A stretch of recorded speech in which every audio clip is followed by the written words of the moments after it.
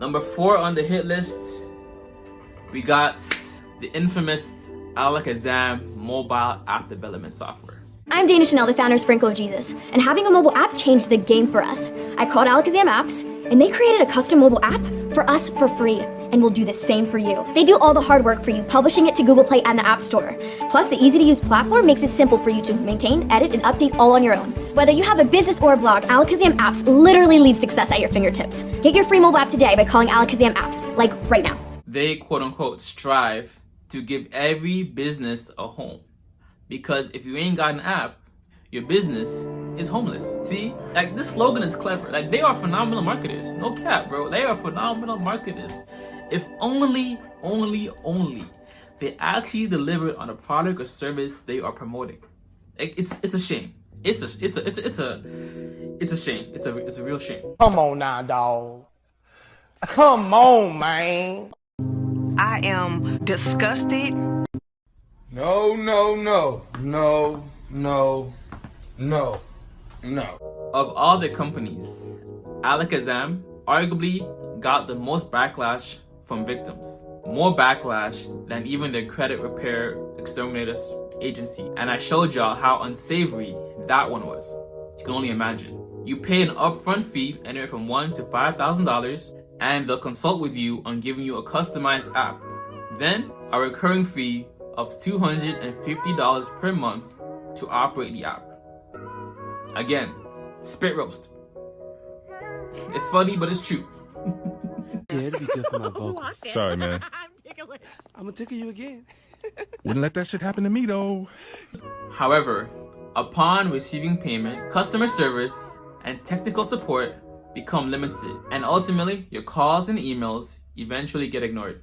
Also, there were allegations of them harvesting, yes, other people's ideas for their own personal business ventures upon ghosting these paying clients. To share their stories, they've been able to put together a class action lawsuit, not just against Alakazam Apps, but also against a plethora of other businesses it is that Dana Chanel and co run. There are a ridiculous amount of testimonials of bad business practice, as well as acts that I would depict as morally corrupt. And when things went left, even Dana's father, who's a part of the business and helps run Alakazam Apps, told people that he would pray for them. So what was the motivation for Dana Chanel to run an app development and consultancy website? Well, from the many testimonials it is that I've been able to read, it seems as if one thing is becoming abundantly clear and shared across everybody who has said pretty much the same thing, which is they were harvesting intellectual property and wanted to steal and take ideas that they could possibly use for some of their own business ventures.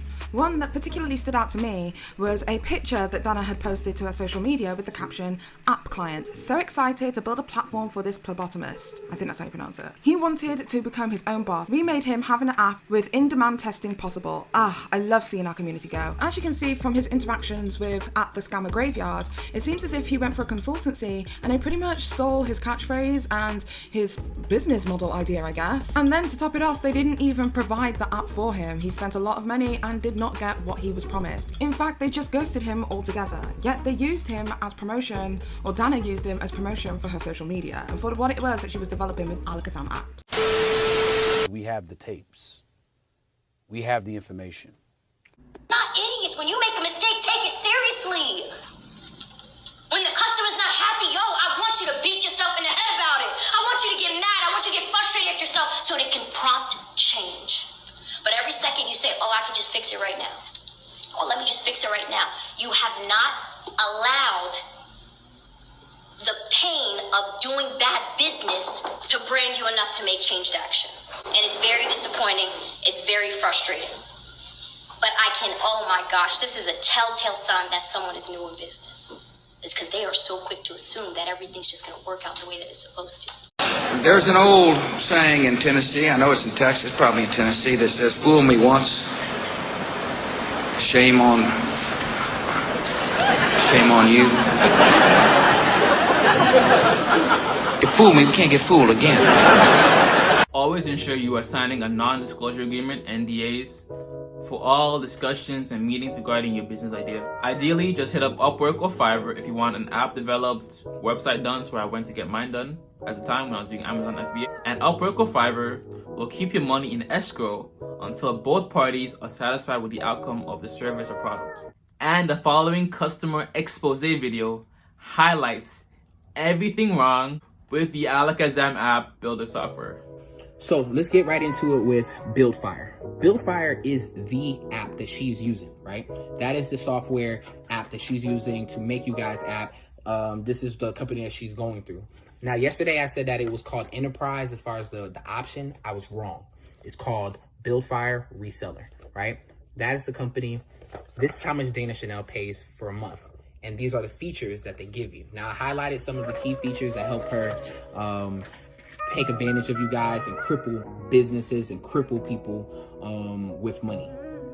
So the key things that I highlighted was that she's able to white label domains and branding, utilize existing app templates, very important, and she's only allowed 20 to 30 apps included, which is crucially important because how are you putting up thousands of apps if you only allow 30 on this server? Now, they told me that you can purchase out multiple ones, but even if she did purchase out multiple ones and under different names, you're only allowed 30. There's no way for her to have thousands of apps. She would have to be pouring in buku amount of money, which is I don't see her doing that. She's easily able to turn on and off your functionalities, monetizing and generate inbound sales opportunities. That is so important because I just was told of a story yesterday, and the person's going to come out and tell the story, so I'm not going to tell all of their information. But to sum it up, she started with her. She was paying a very low price. Her business started booming. She jacked up the price, and she's paying like thousands. She's paying like $1,000+ a month. And when she was only paying 100, and it's only because Dana was able to see that she was making money and was like, I want some of your money. I'm making my money, but you making money, so I want some of your money. That's how she did that. Basically, people were hoping to achieve a similar success to Dana's Sprinkle of Jesus app, which had, at the time, over 1 million downloads. Pretty impressive. Now, the reason why I said the template part was really important, because everyone is asking, how is she able to help all these businesses and stuff like that? Go to her Alakazam apps page. Look at all of the businesses that she says that she's helped, right? You'll notice that some of them, they don't even have an app name. They don't even have like an Instagram page. If you were doing baking goods, right? You would have a page showing all your baked goods and your businesses and have a link for it, right? Some of these businesses, she says, we just helped a new company today and they don't even have an app. Then some of those people that do have apps, there are fake pages. And then there are some people that are real on there. And every day she's scrambling and fixing that page. If you pay attention, the comments are limited. You're never able to see a bad comment because she edits only good comments. Not idiots. When you make a mistake, take it seriously.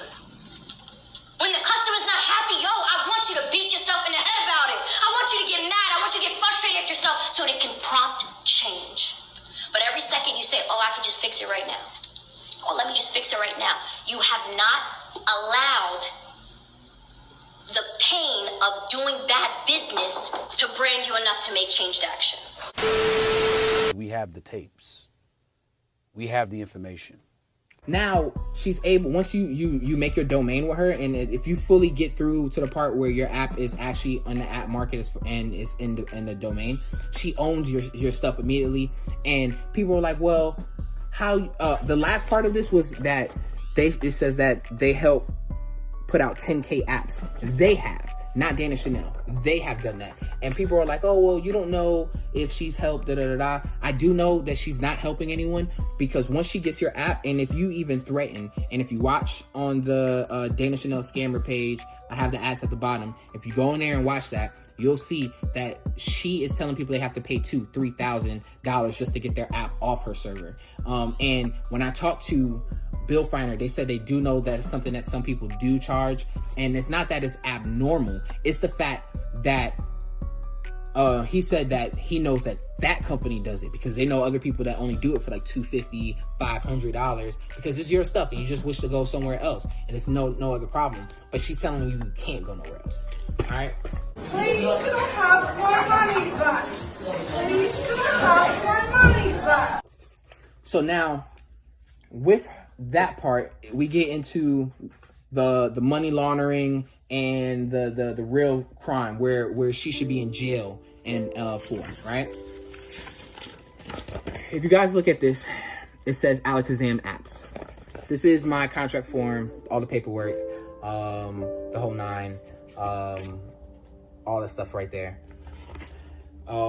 And shows you that I paid $500 down, $280 was going to be for the next few months, and then my app will be on the server, so forth and so on, right?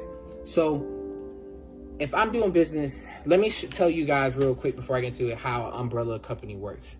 You have Gap and Foot Locker. I'm gonna use these as an example. Gap has Banana Republic, Old Navy, and Banana Republic, Old Navy, and Gap. Those are the three stores that they have.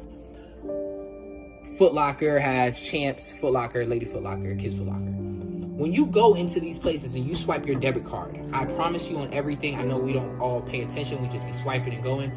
Look at your statement, and when you go into these places, if you go to Champs, it's not gonna say Foot Locker.